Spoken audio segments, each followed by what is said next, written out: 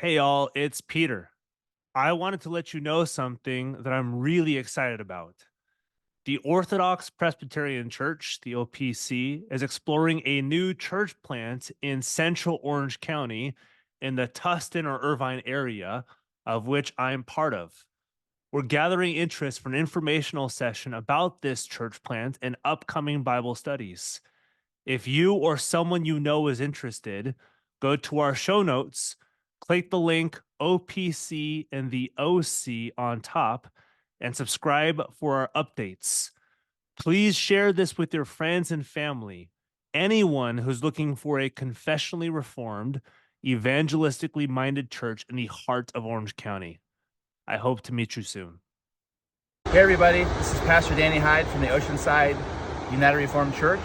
I want to invite you out to our church. We meet in sunny Southern California, here in San Diego, and we meet at the Army Navy Academy in Carlsbad, right along the ocean, as you can see, the Pacific. And we meet every Sunday at 10 o'clock in the morning. We hear the Word of God, we hear the gospel preached. We have the Lord's Supper every Sunday morning, and then we have Sunday school at about noon for kids. We come again together at 5 o'clock every night, Sunday night, for teaching, prayer, and singing. And then we also have various midweek groups, Bible studies, men's, women's, and also other Bible studies as well throughout the week. So I want to invite you out to worship with us. If you know anybody in the area here in North County of San Diego, invite them as well. Let them know. You can find out more about us on our website, oceansideurc.org, or also on all those various social media. You'll find us as well. God bless. Hello, welcome to the Guilt, Grace, Gratitude podcast. We bridge the gap to reform Christian theology for your listening pleasure. And as my esteemed co-host Nick Fulwiler likes to say, it's another day of fresh grace and mercy. At the time of us recording this, it's April 12th, and it's Nick Fulwiler's birthday. So if anybody wants to wish him a happy birthday a month after it actually happens when this comes out, but please do wish him a happy birthday. We have our book club episode today. Every Thursday is a book club episode. And we have Dr. Charles Kim on to talk about his book, The Way of Humility, St. Augustine's, or if you like saying it, St. Augustine's. I won't have a player in this battle. St. Augustine's Constantine Augustine, St. Augustine's Theology of Preaching. And this is published by the Catholic University of America Press, which is funny. It's actually our second book that we've had on from Catholic University of America Press. We had Dr. Thomas White a year and a half ago talk about his book on the Trinity, which was fantastic. Awesome. So yeah, we have Dr. Kim to talk about this, and we'll get into this just in a second. If you go to our show notes, so click on the link or click on the actual episode, it'll drop down to the show notes. So see some information about our show, our website, guiltgracepod.com, where you can find our store, our merchandise, mugs, some shirts. We're a 501c3 nonprofit, so any donations that you guys give us on that website too is tax deductible. And our confessional podcast network, which is about 10 podcasts right now, confessionalpods.com. And you can also find, like I said, a link to this book, The Way of Humility. There'll be a link to this on the Catholic University of America Press. Buy this book. I know it's more expensive. I know what people are going to be thinking. Why would I spend $75 on a book? But I promise you, there are some books that are worth it. And this is one of those books that is worth it, and especially Augustine. I mean, who doesn't want to read more Augustine? And further along with this too, if you were looking for a Reformed church, if you like our show and you want to find a church that has theology similar to the stuff that we're talking about, people that we have on, go to NAPARC, and you can go to the NAPARC website, the North American Presbyterian Reformed Council. You can find all the Reformed churches in your area. You just type in your zip code, and it'll populate all of the nearest Reformed and Presbyterian churches in your area. All these episodes too are on YouTube, so if you're not an audio person, you can watch us. I don't know why you don't want to watch these three mugs, but you can listen to us, or you can watch us on YouTube as well. But yeah, so we got Dr. Charles Kim, and it's a short little bio, but a concise bio on the QUApress.org website. He's assistant professor of theology and classical languages at St. Louis University, and he's also an associate fellow in Christian tradition at the Greystone Institute, which Danny knows well. So it's fun to have two Greystone people on the same episode. Well, thanks for coming on, Dr. Kim. I'm happy to be here. This will be fun.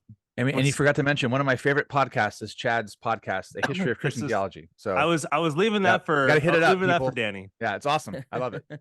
That's good. yeah, it's maybe start off too. Let our listeners know a little bit about Charles Kim, and also plug your podcast too. So if people are looking for history, they can go to this as well. Yeah, well, thank you guys, Peter and Danny, Dr. Hyde, Reverend Bell. I call him Reverend Dr. Danny Hyde. The Reverend Doctor. Yeah. Just don't call me late for lunch. Yeah, so I let's see. So my podcast is called A History of Christian Theology. I started with a couple of buddies of mine. We were teachers at a classical Christian school in Boise, Idaho. And we started by just talking about texts that I was going to be reading in my doctoral program, that I knew I was headed that direction, and some stuff that we hadn't read. And it ended up being invaluable for me as a way to get to know the primary sources. And then it's morphed into kind of me just talking to people about either books or topics that I find interesting. So that's one thing I do. Cool. Yeah, that's the fun thing about podcasting is you just can have people on that you want to talk to. Yeah, that's exactly right. I mean, and just, I guess, a little bit more about me. Already this morning, I've been on a pretty long bike ride. I love to, that's my kind of exercise. And so Is this mountain or road? Well, so I have a problem. The right amount of bikes is N+1. So I have multiple bikes. Okay, But I was on a road bike this morning Okay. with a buddy of mine. Yeah. Okay. So I try to do it before the kids get up. So we leave pretty early, but, anyway, I love to road bike. I love my garden, my chickens. And that's kind of like me. I like some books, some chickens, some bikes.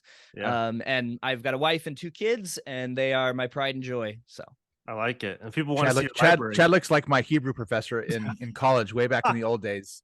He just looks like a language guy, That's good. I like it. It makes sense. Always that in he scholarly teaches mode. classical languages. Even riding a bike for 100 miles, he's probably always contemplating like parsing verbs and why did Augustine use that word and not that word? Yep. Well, actually, the reason, one of the things I loved about riding a bike during my doctoral program was I would, once you get going on a road bike, you just get into emotion and you don't think anymore. Mhm. And it's really hard for me to get into a place where I stop my mind. So I use the bike to just try to bat it away. Nice. That works. Yeah. So talking more Cool. about this book. So from what I gathered, and you talk about this in the introduction to the book too, and then it's kind of dispersed throughout the book. This is a version, kind of an edited down version of your doctoral dissertation on the same topic, Augustine's preaching and humility. So what's the background behind the dissertation, going into it first, and then curating this into a book? Yeah, well, thank you. It's, as you say, started as dissertation. And so I came to St. Louis University wanting to do, I actually had a broader idea of, as I said, I was a classical Christian school teacher, and I was just thinking about the way that Christians received their classical heritage. And you can see that some of those ideas in the book, a lot of it is trying to play off how was Augustine educated, who he was educated by, but then what does that mean for him as a Christian? And, there's some famous examples of like Jerome, he has the nightmare in his letter, and he says, he's like, God asks him, who are you? And he says, I'm a Christian. And then God says, no, you're a Ciceronian. And he wakes up in a cold sweat because he's just so inundated in his classical kind of education and background, and he feels so guilty about this as a Christian. So there's something of that in all of the sort of you can think of this a lot with 4th century and 5th century Christians. They're just trying to figure out what to do with where we've come from. And so that is that led me down this path. I love language. I love teaching languages. And I was also I did a weird program where I spoke only Latin in Rome for a summer, except for Greek in the afternoon. No, Polis is in Jerusalem. Well, they actually do have a Rome, I think, as well. Yeah. But this was the Academia Vivarium Novum. Okay. I've heard of these kinds of like crazy programs. Yeah, and I wholly endorse it. The Illuminati. Maybe not wholly endorse it. I don't know. Find a good one. I learned a lot, but I was just thinking about like what, I had always understood Latin as a dead language, as a non-spoken language. And then I was thinking about the differences in education. So actually, in some ways, the sort of emergence of my question was, how is Augustine communicating with people if there's only 90%, or if 90% of the audience is probably illiterate? So how is it that a man with the kind of education that he has, how is he able to talk to someone? And I just sort of wondered a little bit, like, what is his preaching like? How is the quality of his language there? Is that more like spoken Latin? Would that be a place where we could figure out what it sounded like to have a conversation with Augustine on the street? So those are just kind of some of the questions that I was asking. So I moved into preaching actually more because of the language. And then, for Augustine, the central virtue for him is humility. And then that also sort of sparked some other questions. Well, what does it mean to preach about humility? Because it's a hard thing to, the second you preach about humility, is it humble anymore? That's right. That's right. Yeah, so those are some of the things that come out and sort of were the genesis of the project. Cool. Awesome. Yeah, I'm leading my men's group right now through City of God, but that's right. Yep. We skipped the first half, and I told them, if you want to know what an ancient rhetorician and orator and a person steeped in the classics like would have learned, read the first what is it, first 10 books. And just utterly amazing, and of course he had helpers and he had books and that kind of stuff too, but yeah, just amazing the amount of learning and just I mean, I told one of my sons is doing like an omnibus class right now, and I said, just read the first 11 books or first 10 books of City of God. That'll give you a sense of like what it meant to live in the ancient Roman world, like for religion, So yeah, as you mentioned there, just one of the questions that comes up in the book, a big idea is Augustine. I mentioned Constantine, Augustine, but Augustus, right? So he's Augustine. So he was a rhetorician. So maybe just talk to the audience a little bit about, what did it mean for him to be educated in the ancient world? What did it mean to be a rhetor, be an orator, be a speaker? What kind of audience would he have spoken to in his professional life?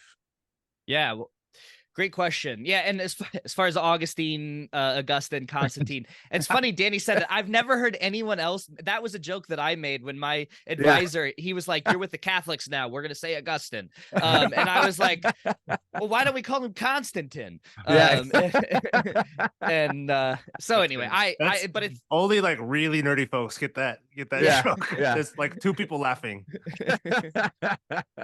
So I don't get up in arms about it. There are three different ways to pronounce Latin basically, and so whatever you want to do is fine with me. Anyway, so he was a rhetorician. Actually, it's kind of funny thinking about pronunciation. It is something that comes up in De Doctrina in City of God. He actually, or excuse me, De Doctrina on Christian teaching.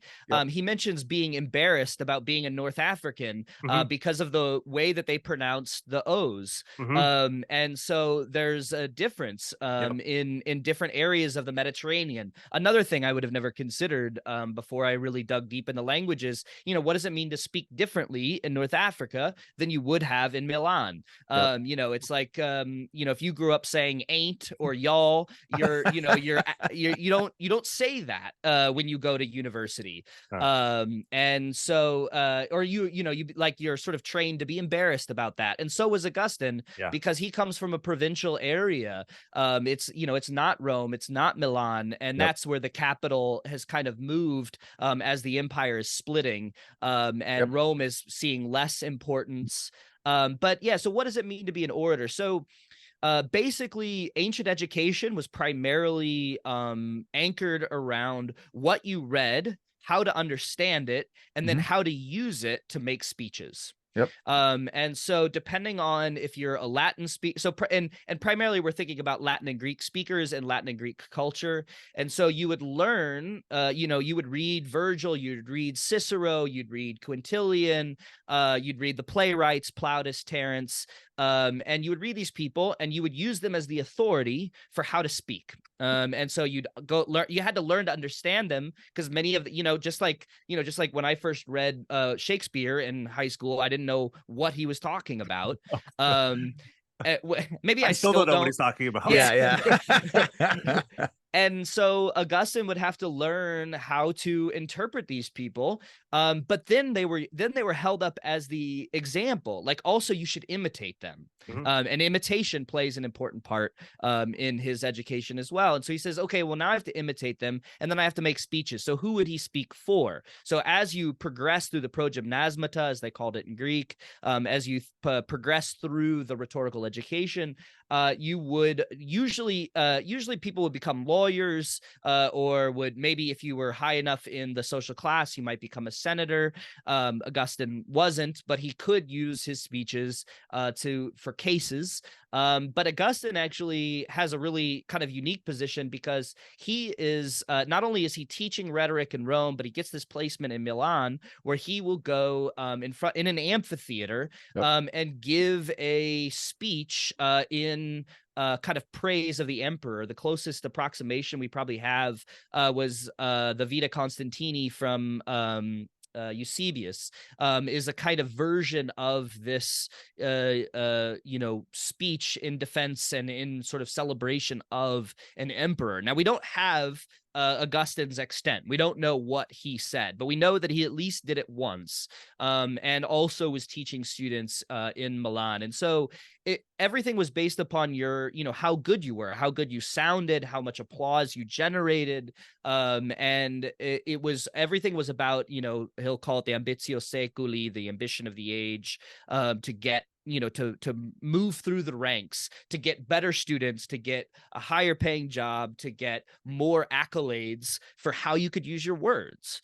And so, sort of like a poet or a musician or something, might be a close approximation. We don't really think of people in terms of how good their voices are, or something, but that may be something similar. Some people have said it's a little bit like he becomes a chair of like a professor at Harvard, because he does get the best students, but it's as if like the chair of the arts of the humanities department at Harvard would also speak in defense of the president, and that's kind of what Augustine was. Yeah. So building off of this and sort of contrasting it, because he begins his conflicted status is like, I did this and now I'm moving into this, and you talk, this is, I mean, it like building off that theme is one of the biggest themes in the book, because he speaks to so many different audiences. He begins with elite political, and he moves into lay audience, but still kind of sprinkles in with different people. And this is also goes into difference between his writing and his speaking, because he speaks different than he writes, and he speaks to different audiences than who he writes to. So how does that relate to who he's speaking to? And then how does he change tracks, or what does that look like in his speaking to mixed audiences, especially towards the time when he moves from his like political, his lawyer speeches, whatever you want to call them, into his preaching? Yeah. Good. Well, and if anybody has read the Confessions, you'll know the sort of the background of this transition in his life, right? So the first 8 books, seven and a half books are about the way that he was, and then books 8 and 9 are about his transition. And by book 9, he's given up. Yep. He says, I can't do this anymore. So Confessions. Also, I get this question every now and then. What should I read after Confessions, or what should I? And the hard part is if you've ever read Confessions, it's basically the best thing. I mean, it's the easiest. Well, maybe I would say it this way: it's the easiest thing to connect to if you've never read kind of ancient theology. So it's just it's a great entree. But so he goes through this transition. So how is he able to speak to different people? What's going on with this that? elite background education? How does he speak to anybody who's not elite? Yeah. Well, Peter Brown is a great biographer of Augustine, and he says that Augustine has a simplicity achieved at the other side of eloquence. And so it's kind of an interesting phrase, but it's sort of like Augustine, you couldn't specifically say that Augustine just sounded exactly like an uneducated person when he spoke. Like it's not quite that easy. But it is very clear that he wants to reduce the complication of the things that he's saying. So we see this within his sermons themselves. He'll actually say to people, hey, look, I know some of you are understanding what's going on, but there's some other people who don't. And he does this specifically on a sermon on the Trinity. And you guys are regular preachers, as I gather. These are tough sermons to preach on the Trinity. And so, and as far as we can tell, Augustine's audiences were actually probably extremely vocal. It was probably a more, raucous, maybe too much, but at least people were unafraid to say, slow down. They Presbyterians are Dutch. That's for darn sure. Yeah. And so they're like, what did you say? It seems like, there's some interaction, because he'll actually like stop mid speech and sort of say, hang on, I'm going to have to circle back because it seems that people aren't understanding. And if you guys, it sounds like you guys are familiar, maybe some of your listeners will be familiar with On Christian Teaching, where he actually specifically advocates for not having a manuscript. And he does so because he thinks it's important to be paying attention all the time. Are people following what you're saying? And so so even in this case of the Trinity, he says, I got to slow down and circle back. He'll use, and it's kind of interesting to think about, his early writings are all dialogues. And he stops writing dialogues, but actually within his sermons, he will use little sort of, maybe we call them dialogical asides. He'll say, some of you might be thinking, how is it that God can be 3 in 1? And then he says, and I would say to you, and so you can see him kind of imagining what people are thinking as they're listening to him speak. And so all of this, it seems to be being done kind of on the fly. And so he's able to speak to these audiences, I think in part because he's just attentive. Like, he's a very attentive speaker. And you can actually see, it's harder to trace this. A guy called Patu Burns had a book that came out just before mine called Augustine's Preached Theology. Very similar. I saw the book. Yep. Very similar to mine. And you may, if you've looked at that book, you'd know it's really hard to trace exactly when Augustine's preaching a lot of his sermons, but they do seem to be more overloaded, sort of more cumbersome at the beginning, and they seem to be a little punchier by the end. And there's some kind of trends that you can sort of follow, hard to document, hard to be certain, but that is kind of one of my guesses. So I think he's learning as he goes. He preaches for 40 some odd years. Sounds like any other preacher that I know. Where you start trying to pack everything in, and you're like, I don't think I have to do that anymore. Well, it's interesting. So, I on like a regular basis, I'll preach through some Psalms, and at some point I'll get to the whole Psalter, but, reading, reading Augustine's, I guess some of them are probably sermons. Some of them are like more kind of polished after the fact sermon, because there's probably a stenographer, right, writing these things down. But yeah, they're definitely longer. So I don't know like what scholars aren't quite sure like what the context is all the time of these sermons. Like there'll be like multiple sermons or commentaries on like a particular psalm. So, but my favorite things to read are during like in our tradition, the Dutch Reformed tradition, we celebrate like Christmas, Good Friday, Easter, Ascension, Resurrection, all the Pentecost, all the 5 evangelical feasts. So I'll read every year around those times. So like for Good Friday, I just read, and for Easter, for example, I just read like some of his liturgical like calendar sermons. They're super short. So, just to advocate for reading Augustine's sermons, anybody out there wants to get a hold of like his sermons on liturgical seasons, they're super short. They're super dense, like they're very packed, but they're always like very, they're like little dialogues in them. He'll like have little illustrations. But they're very theological, which is why I like them, because it gets to the heart of the matter. But anyways, it's good. It's pretty amazing. So you mentioned like people being like interactive. So if you read like in Chrysostom's sermons, same thing. Like because nobody's like, people don't remember, like there's no pews, nobody's sitting, everybody's standing, people are moving probably. So like people are Chrysostom will like stop his sermon and like chastise somebody for like leaning up against a column in the cathedral for falling asleep. So yeah, pretty like it's not very sanitary like our preaching is. So yeah, the next question was sort of what I guess you kind of bled into this a little bit, but just maybe elaborate a tad bit about like the difference. So being a rhetorician, like to persuade people to speak in public in a persuasive way, like how does that play into him as a preacher? The audiences are different, but how does that training as a persuasive speaker inform his preaching? Yeah. It's a great question. So, he uses Cicero as a kind of an example, right? So no surprise there. Occasionally quotes Quintilian as well. So these are the ancient rhetoricians, and they have some general rules that Augustine will say, hey, those are good if you know them, good to follow if you can. But the kind of one of the maybe a central sort of feature of the book that I eventually try to get to is that Augustine has to leave room for there to be something else at play.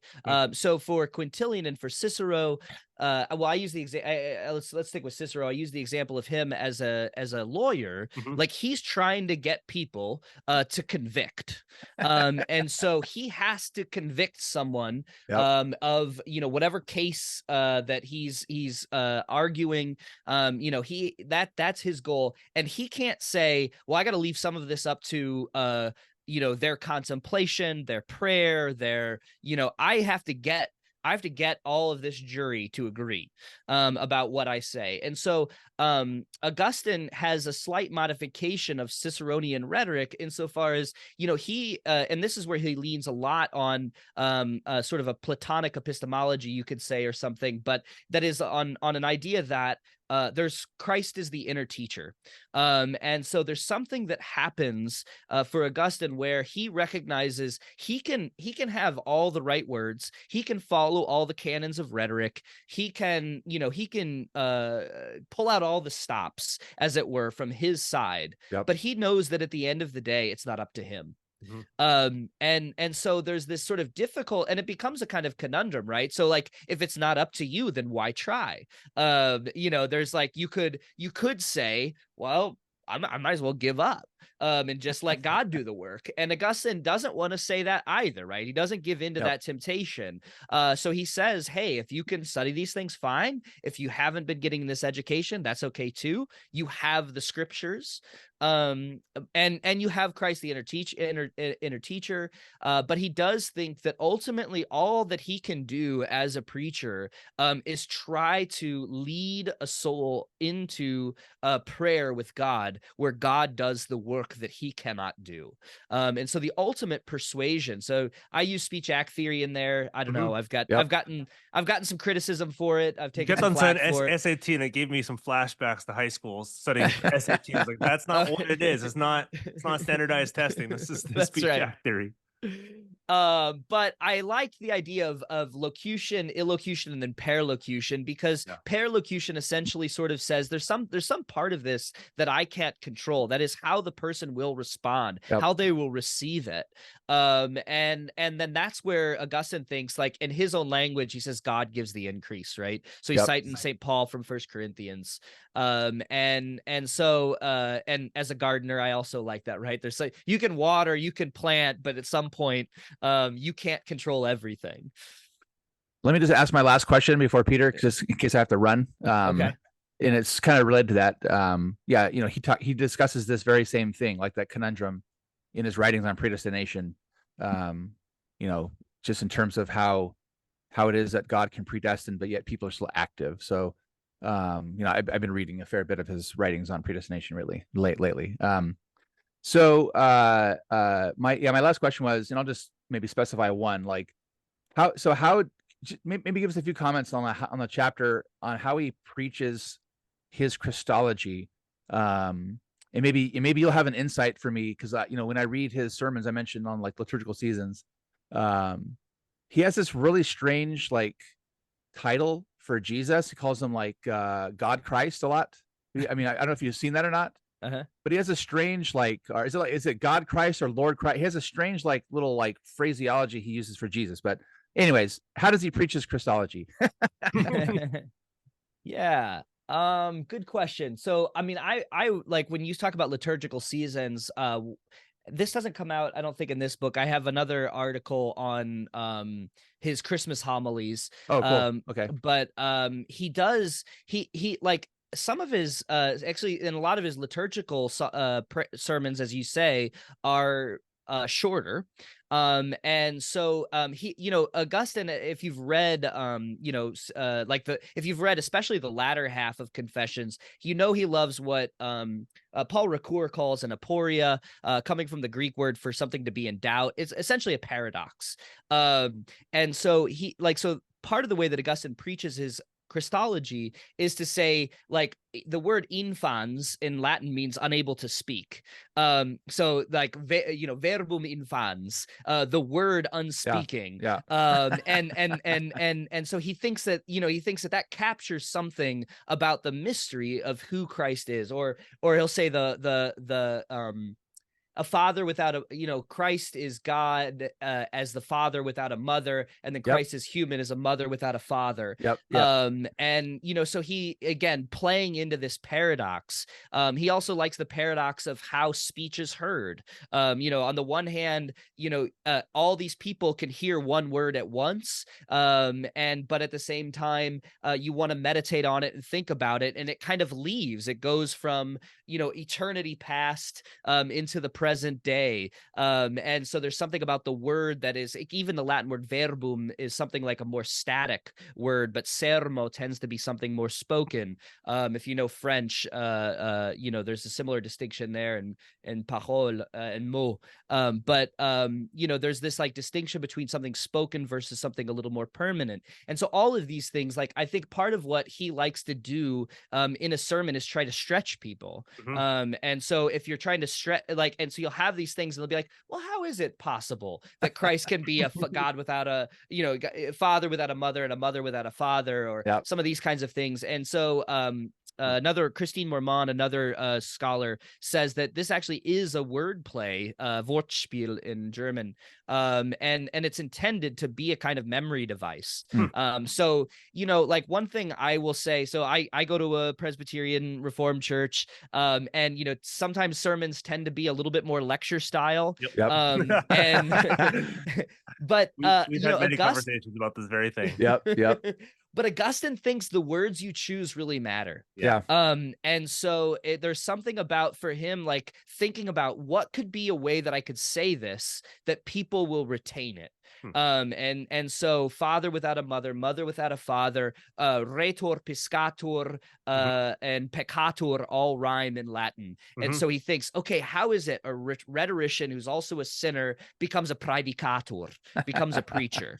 So those are some things to think about, maybe. Cool. That's really interesting. And I want to get to a word that we haven't really used all that much, but I'm keeping it until the end. And people are like, well, this book is called The Way of Humility. You guys have not talked about humility, but that's because I want to build some context before we get into this. Because again, you make this point, and I guess I hadn't really thought through it. I'm sure Danny thought through it a lot more than I did. But humility wasn't held up within a lot of orators and rhetors who spoke, because the point was to be persuasive, was to be thought well, and humility was like lower than them. It's like, I don't want to be thought humble, I want to be thought great, and my words to pierce souls and to move mountains and to change emperors' minds. But Augustine comes around and is like, no, the way of Christ is not to do this, it's to be humble. And I think this also plays into a lot of our kind of modern conversations around this too. And so this contrasts the cathedra Christi, the seat of Christ, which is what the preacher inhabits. I forget the word that you used for the other one. Okay, well, he calls them a cathedra mendaci. That's right. Yeah. So can you contrast some of these things, and especially so with how humility would have been understood in this context, and how Augustine is using this, not necessarily like you say, he's not writing on humility necessarily, but he's he's trying to showcase what this looks like. That's right. Yeah. So part of the question would be, if you want to preach about humility, how do you preach about it without naming it? Um, Yeah. and so I find that the idea of the church as the school of Christ is a phrase that he will use a lot, Schola Yeah. Christi. And so there's something about learning that has to happen. And so Augustine, you trying to imagine the world that he comes from. He's very aware of the idea of the cathedra. That's where the teacher sits.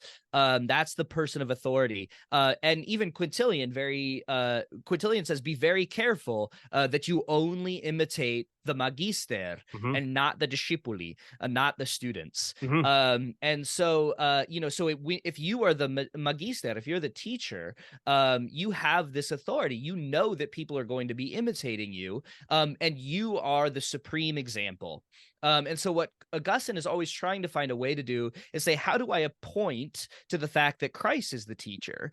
How do I point to the fact that I'm no longer this teacher? And so if there's some other scholars in the background there, but if the teacher had this role in society as someone who is an exemplar of good speech, maybe virtue at times, you were proud of your status. And so if I walk around and say everyone should call me doctor, it's like, on the one hand, I'm like, hey, look, I earned it, back off.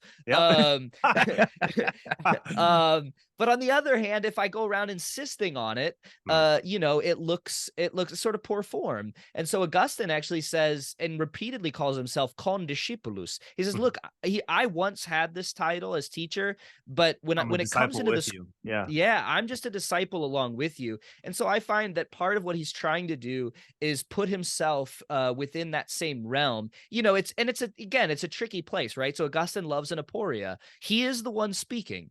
So there is a place for him to be an example. And, as Paul writes, imitate me as I imitate Christ.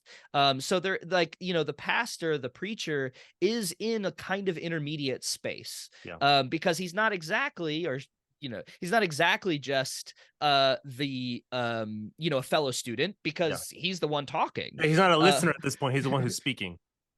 Exactly. And so, but he also wants to say, but redirect that upwards, and say there's someone else who is the one teacher. And so how can I be one listening alongside you? One of my favorite moments in toward the end of the book, I talk about the deified eyes. And my dad asked me about that. I've got a podcast coming out. My dad interviews me. That's good. And he liked that one. But one of the things that I like about it is that Augustine sits there and he talks about how we're all just sitting at the feet of Christ, like Mary sitting at the feet of Christ in the Mary and Martha story. And he says, he looks out at his audience and he says, I can see that you're all laughing and taking such delight in this. He goes, hey, look, me too. This is so much fun for me. And so there's you feel this joy alongside him. And so it's not as if he's saying, he's not saying necessarily just, hey, look at me, but he's saying, hey, look at all of us together, delighting to be at the feet of Jesus in the moment of the sermon. And so I have some predilections for some French philosophy phenomenology. So I've got some Louis Chrétien in the footnotes, but the idea that there's something about the moment of the sermon that's different than just any other kind of way to talk. Yeah. Maybe a way to summarize that, it's like, generalizing, for ancient rhetoricians, it was like, look at me while I'm speaking, imitate me. And for Augustine, it's not quite right. It's like, look at me because I'm speaking, but it's also, I'm pointing to somewhere else, but I'm also with you in this endeavor as well. I know Danny has to jump off soon, but I want to ask. And by the way, I renamed my name to Dr. Danny Hyde, so back off. That's right. As Chad was saying that. So I want to also ask too, and Danny can sign off whenever he wants on this, but it's so you also through this too, I think you make the point that a lot of people haven't like really looked at Augustine's sermons when they're going through his theology and his writing and his speaking. So that plays into how people assume Augustine writes and how he speaks. And you made the point earlier that there's 90% illiteracy, which doesn't necessarily mean they can't hear him or they can't listen to him.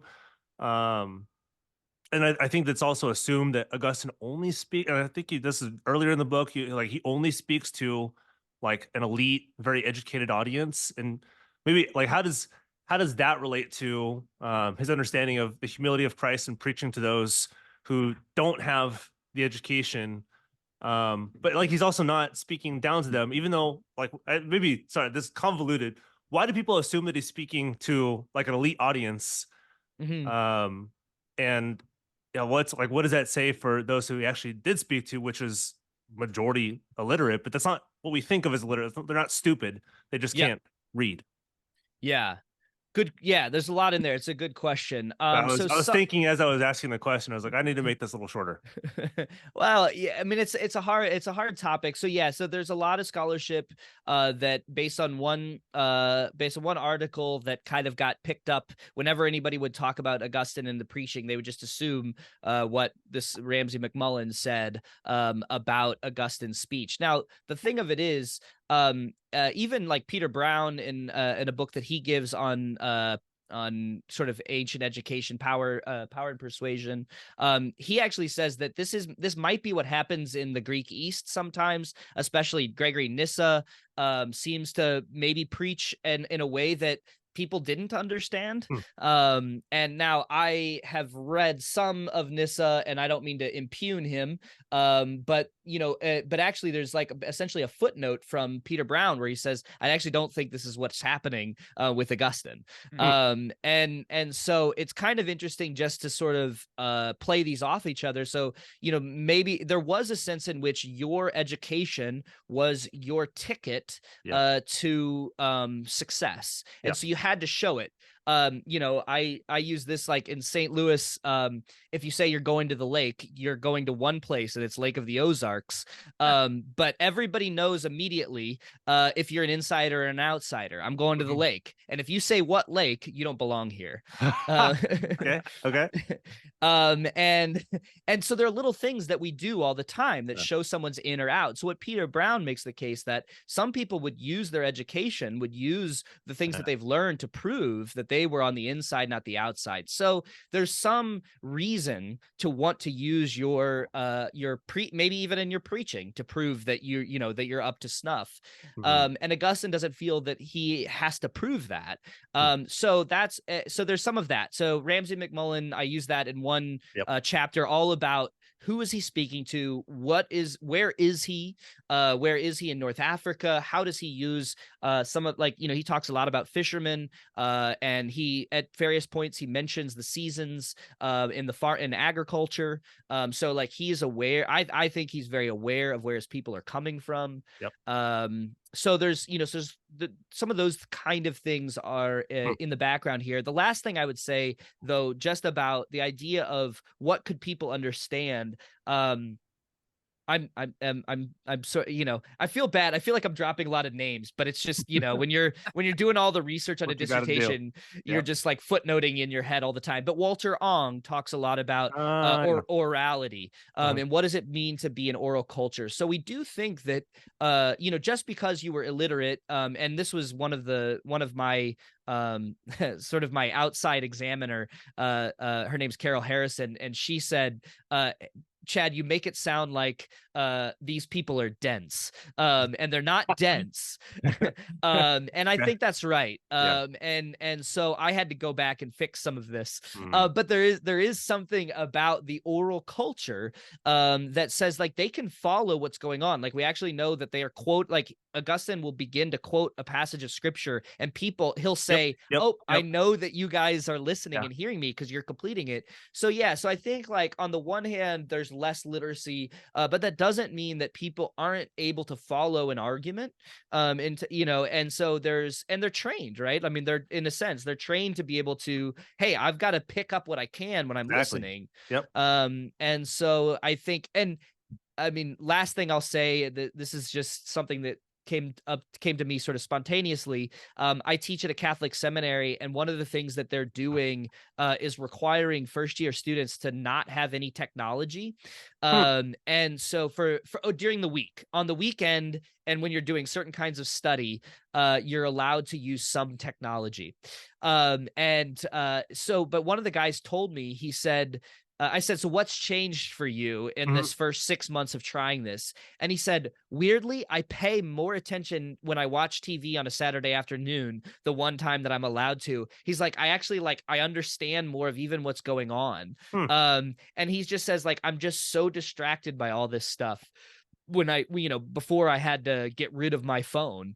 And so I think, like, we probably are more distracted. That's not uncontroversial opinion, but even in places where we wouldn't expect, Sure. we are actually more distracted. So I think, like, when you're fully focused on what someone's saying, you can actually perceive and follow a lot more, regardless of, if you're educated. Yeah. So leading into my next question, I'm going to bridge this. Does Augustine, does he shed any of his like rhetorical learning? He's like, no, I can't use this at the pulpit. This is pulling me up too much. This is assuming too much, or this is just pagan. I can't use this stuff. Like, how does he, towards the end of his life, and as he's learning how to preach and learning his people and learning how to present Christ, to, like, for lack of it, like, syncretize his learning and then also preaching the gospel to the people that he's around? Does he shed anything, or does he like, yeah, I think I can keep using this? Well, we touched on it briefly. The sort of locus classicus, the main place to go for some of this would be book 4 of On Christian Teaching. So he doesn't say you have to get rid of it altogether. He says you just have to use it well, and you have to use it differently. One of the things, like, Cicero talks about high, middle, and low levels of speech. And one of the interesting things, and I have another article on this as well, calling God humble is in itself an insult. It's as Augustine would have heard it, it was insulting to say that God, well, because, right, so the word for humility in Latin, humilis, we get our word humus, you're dirt. And so calling God dirt is in a way insulting to his majesty. And so Augustine has to kind of rethink, okay, am I allowed to use the humble speech to speak about something divine? And of course the answer is yes, decidedly yes. He also calls Christ the pack horse of the flesh, and jumentum carnis. I meant to use that one earlier, but speaking about his Christology, you have to see, like, he's willing to call Christ things because of his incarnation that would have been forbidden, would have been a rhetorical vice in his sort of former life. So there's some of that. One of my favorite lines, and again, maybe a kind of genesis of some of this in my head, is when I was learning Latin in Rome, there was a phrase that I kept hearing from my teacher, and he would say, there's a Latin version of this, but he'd say, it's better that that we be reprehended by the grammarians than the people not understand. And I was just like, man, what a funny line.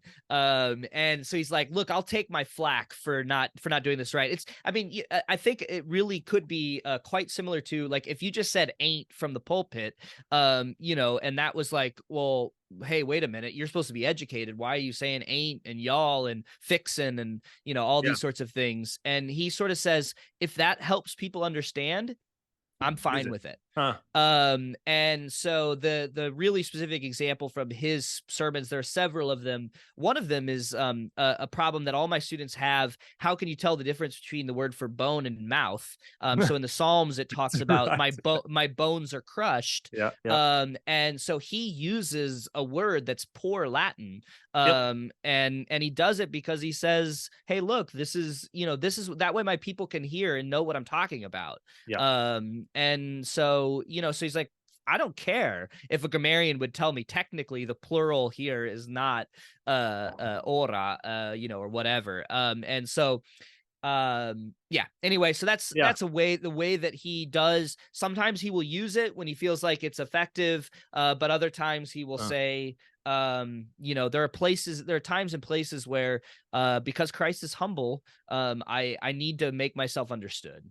Yeah, that's so interesting. I think that'll be equally interesting for those listening, because it's, I guess sometimes, at least in our modern world, there's like sometimes like humility's good and right, and even among those who aren't Christians, who would say, yeah, it's good to be humble. Let's be humble and not worry about some of this stuff or kind of diminionize myself in some ways. But like you talk about in the book, it's like it's a different context. This is not a thing you want to be. It's like you want to be high and mighty and powerful. You want to be looked at as high and mighty and powerful. Yeah, it's interesting. And even some of the points you're making about the grammar, one of our professors at Westminster, Dr. Baugh, who's like a first century expert on Ephesus, would wake up at 3 a.m. in the morning to read Justin Martyr in Greek, to read all these guys in Greek. He would make the point. I'd always been struck about it. And when you were talking about Augustine and the way that he would play with the Latin and the Greek, it reminded me of like John in Revelation. He plays with the Greek to make ungrammatical sense. He'll like change some words or change like the genitive and the nominative, like to not match with each other. And the preacher of the Hebrews is the same thing. Well, he'll have a meter and a rhyme, and he'll Mm, break it right where he wants you to pay attention to whatever it is. Which, like you said, that's not what you want to do as a grammarian. Like you want to be proper and you want to yeah. be consistent and you want to be organized. When you look at the gospels, you look at the epistles, yes, of course they're doing some of this stuff, but they're also making a point Mm, from breaking some of these rules that's intentionally. right. Yeah. So Yeah. last I was keep just going. gonna say it's like the first time I ever saw I think this is the Tate Museum in London. There's some of the early Picasso that's essentially realism. Hmm. And I just and so it's like one of the things that, like, just thinking about painting, you have to learn to the rules first before Yep. you can break them. Yeah. Yeah. And I Yeah. think that's, that if you're overly slavish to the rules all the time, you may be technically correct, but you may be less understood. And so, like, when I began to see what, like, I don't love modern art per se, but at least I understood like Sure. Picasso's Cubist period better, because I was like, oh, okay, so he does, he, like, look, he's got the command. He knows exactly what he's up to if he Yeah. wants to do that, but he doesn't want to do that. And so yeah, it just gave me a greater Uh, appreciation for the range. And it's like, so if, my mind, this is, I'm going way too far, but it just makes me laugh. Go for it. My my mom wanted a modern art piece in her Yep. house, Yep. and so she got, and my mom is not an artist. She's a lot of wonderful things, but she's not an artist. Yeah. And It's she funny because said, my I wife is an artist, so like some of the stuff you say, I've heard this before. Okay, well, so she was like, I think it'd be cool if we just bought a big giant canvas and had all the grandkids slap paint on it, and we call it modern art. Um, That's and good. and it's a cool painting, and it was a cool idea, and we had a lot of fun. But, Yeah. like, okay, so what is the difference between what my Yep. mom did and Yep. Jackson Pollock? Well, Jackson Pollock knew the rules and he broke them. Yep. My kids don't know the rules, and they were just slapping paint around and having a ball. But Yeah. Yeah, no, that's good. It's almost, and again, you make this point in the book right before we end this. Augustine is so well versed in this, and it comes through on some of the things. Like he knows what he's doing at points is breaking the rules, but he's doing it for a specific purpose of it being understood, so his people can hear this. Or if he's not breaking the rules, either it can come across as rote, or it can come across like he's trying to impress them, or he's trying to mhm, get the elites over there. And it's like, that's not what I'm doing. I'm doing this because I want you to understand and see Christ through mhm, my words. It's like you have to be a ridiculously gifted rhetorician to do some of the stuff that Augustine's doing, and it comes through. But it doesn't come through like it doesn't come through as like he's trying to up himself. It comes through because he's trying to present Christ to his people yeah, in a way that's understandable. yeah. So yeah, last question. What do you hope? I know this is dissertation, and I know it's not necessarily for the broadest audience, but what do you hope for those who read this book? What do you hope for them to come away from this with? Um, yeah, that's a great question.